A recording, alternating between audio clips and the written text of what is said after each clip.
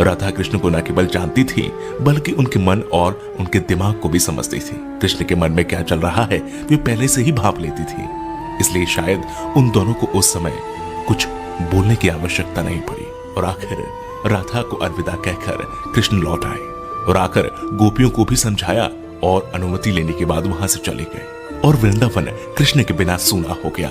न कोई चहल पहल थी और न ही कृष्ण की लीलाओं की कोई झलक। बस सभी कृष्ण के जाने के गम में डूबे थे। परंतु दूसरी ओर राधा को इस बात का कोई फर्क नहीं पड़ा था, क्योंकि उनकी दृष्टि में कृष्ण कभी उनसे अलग हुए ही नहीं थे।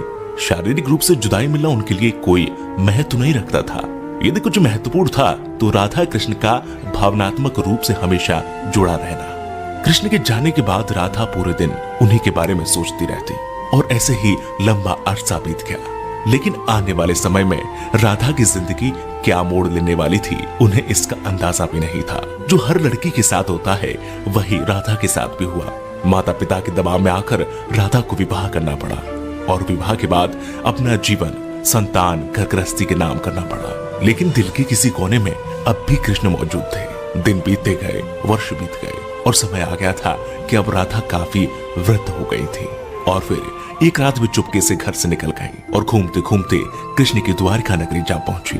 वहां पहुंचते ही उन्होंने कृष्ण से मिलने के लिए निवेदन किया, लेकिन पहली बार उन्हें मौका प्राप्त तब हुआ जब कृष्ण काफी लोगों के बीच घिरे हुए खड़े थे। राधा को देखते ही कृष्ण की खुशी का ठिकाना नहीं रहा।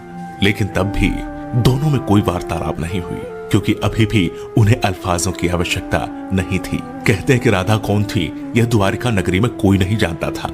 राधा के अनुरोध पर कृष्ण ने उन्हें महल में एक देविका के रूप में नियुक्त कर दिया। वे दिन भर महल में रहती, महल से संबंधित कार्यों को देखती और जब भी मौका मिलता दूर खड़े होकर कृष्ण के दर्शन कर लेती। लेकिन फिर भी न जाने क्यों राधा में धीरे धीरे एक भय पैदा हो रहा था, जो बीतते समय के साथ बढ़ता चला गया और उन्हें फिर से कृष्ण से दूर जाने का डर सता रहा था। उनकी भावनाएं उन्हें कृष्ण के पास नहीं रहने देती। साथ ही बढ़ती उम्र भी अब उन्हें कृष्ण से दूर ले जा रही थी।